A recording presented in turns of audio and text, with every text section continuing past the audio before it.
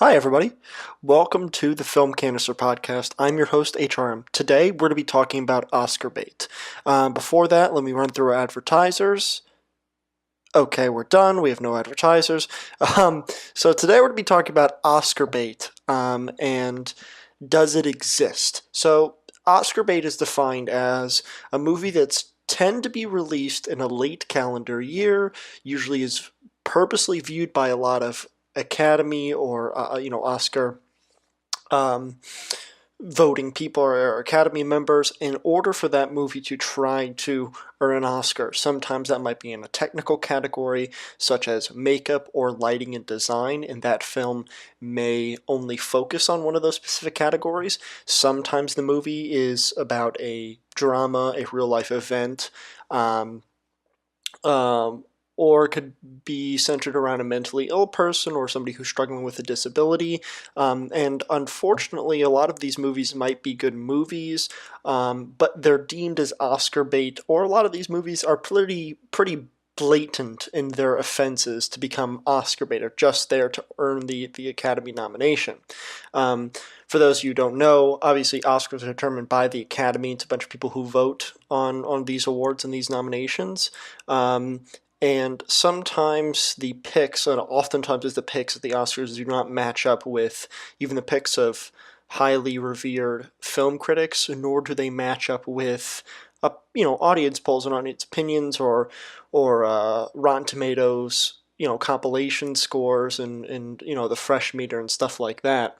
But I'm going to give you my opinion today on if they exist, but more like what the opinions are from either side on do they exist and should they be allowed, and stuff like that. And then at the end of it, I'll present why I think they should be around, or do they exist in period. So starting off, and I'm getting a lot of this research from a few websites. One big help is the Oscar bait Wikipedia page, um, and I have to say this is probably one of the um, best web pages that compiles everything, because it kind of shows you the history, obviously, as Wikipedia does, and I would cite this as pretty credible. And IMDb I'm using as well as my personal opinion. So Oscar bait is not a new term. This is something that's been around since the early 50s, and it's really become precedent, I think, within the last 10 years. People have noticed it more, at least. Um, One of the biggest offenses, and this is something that ever since I was getting into film I've read about, was The Deer Hunter, a 1978 movie about the Vietnam War. And the big controversy over this movie was it was only screened rather in front of small audiences with mostly Academy members, and it almost uses a marketing strategy or a ploy to get Academy nominations. This movie made a lot of money, and people passed it off as, oh, we cultivated the right message. Um, so I think that that's one of the shining examples. A more recent example, I know that there's a 2011 film called Extremely Loud and Incredibly Close. It's a 2011 film directed by Scott Rudin, and that movie I want to see. Now, I mean, I haven't seen this movie yet. It's based around the events of 9/11 and how they impact a few people, but these are the kind of events I'm talking about: Holocaust-related, tragedy-related, and of course, horrible things like the September 11th attacks, people with mental illnesses. These are often cited as evidence of Oscar bait movies. The problem that comes in my opinion, is if they're good movies, who cares, right? But then people on the other side refute that as saying they're clogging up the rest of the creative industry. Why do we have to look at these movies who are looking for approval, who are looking to only make movies for the sake of getting Oscar nominations? Well, I guess you could spin that around and say, well, the point of making movies is to make money, right? So why not pursue, in addition to making money, why not pursue an Oscar nomination? In my opinion, I think the best films, or the films that I find, and then a lot of my close friends and other film buffs, as well as people on online forums, find the best, are something that's truly comes from the heart, that it's real art, It's something that speaks to you, whether it's on a personal level or you go, wow, That film hits every indication that it's a good film, and it's touching to me. My favorite film of all time is A Clockwork Orange.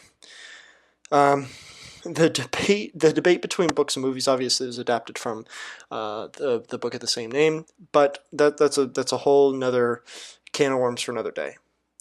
That film I love because it's objectively a good film. It hits all the measures of writing. I've watched multiple video essays on why Stanley Kubrick's direction, his choice of lighting, his choice of casting made it an impressive and most of all impactful film, right? But then I can also look at that and go, that movie was made because somebody had a vision, because Stanley Kubrick had a vision of bringing a story to screen in a specific way. When I look at movies that are so-called Oscar bait, well, sometimes it's a little obvious. They're more using the fact that the event happened than it, than trying to tell an extra story around it. With the 2011 movie, the criticisms I've seen is it's not so much that they've used the events of September 11th to to make their own story. It's the fact that that entire thing hinged off of that, and they pulled the emotions of viewers just on the basis of they remember those attacks happening in real life. So now they're going to try to pry in those emotions in order to receive a nomination. Um, so based off the pure metrics of what I've presented so far, Oscar bait does exist. And it's a matter of seeing how movies can put specific things in those movies and screen them late in the year specifically to Academy members. That's pretty clear. I think that's just clear evidence that it exists. I think the bigger picture question of should it be allowed, is it clogging up the movie industry? No, I think a lot of things clog up the movie industry that are a lot worse. I think horrible sequels or strung out storylines that need to be stopped. When Shrek 18 comes out, yeah, that's clogging up. You're milking the same idea and twisting and turning and flopping it over on its head to get some sort of result. We're sick and tired of it. That's what happens with sequels. So I do think Oscar bait movies are the most egregious offense of clogging up movie films. No, because I think that anybody who says that, what's left? Hollywood is very diluted at this point, let's be honest. A lot of its sequels, I think there's an interesting graph that basically shows how every year there's a decreasing number, not without exception, but every year there's a decreasing number of original movies and an increasing number of adaptations from novels and sequels. And I think those are more egregious offenses towards Hollywood than Oscar bait movies, because in honesty, Oscar bait movies are often good. They're competently put together, and they might be chasing a nomination, but they're not painful to watch on screen. I think sequels are much more, a badly executed sequel, let me say, is way more painful to watch for an hour and a half than an Oscar bait movie, because at least I can see emotion, at least I can see objective concepts of good filmmaking. That's what I have to say on Oscar bait. Keep making what you want to make, Hollywood. Keep producing what you want to produce, but don't get mad when people criticize you of blatant offenses of just making Oscar bait. Don't release it at November 31st or November 30th, excuse me. Don't screen it to literally 5 Academy members. Make good movies because you want to make good movies. Make good movies because you're trying to tell a story. And I think that with those emotions and those thoughts and feelings, the long-term success will come. The Oscar movies of yesteryear are only remembered because they're Oscar bait movies. Who would care about The Deer Hunter, a 1978 film, unless it was infamous? I guess there is no bad press, though, right? I guess that is the way to make a long-term movie or a long-term idea possible, is to get it infamous first, right? With that, I'll let you guys go for now. What do you think? Let me know. Comment in some form. I don't know. Send me an email. Let me know what you guys think. That's my take on Oscar bait. Next time, I think, we'll do next time, we'll get into the whole movie and book discussion. That's something I'm really heated about, so get ready for 40 minutes of me yelling angrily into this microphone because I think that they're comparing apples to oranges. But that's just a sneak peek. for the culture, always for the culture. Go to youngcultureentertainment.com. You can find everything on there, films, the examples of film projects, music, and last but not least, the podcasts, which there's my podcast, the Film Canister, and another podcast, which I was featured on in one episode called The Barbershop. And that essentially talks about music-related things. So listen to both. Subscribe to the YouTube channel, youtube.com, and go to Young Culture Entertainment or Young Culture Films.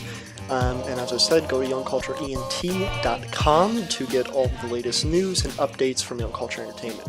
This has been the Film Canister Podcast with H.R.M. Take care, everybody.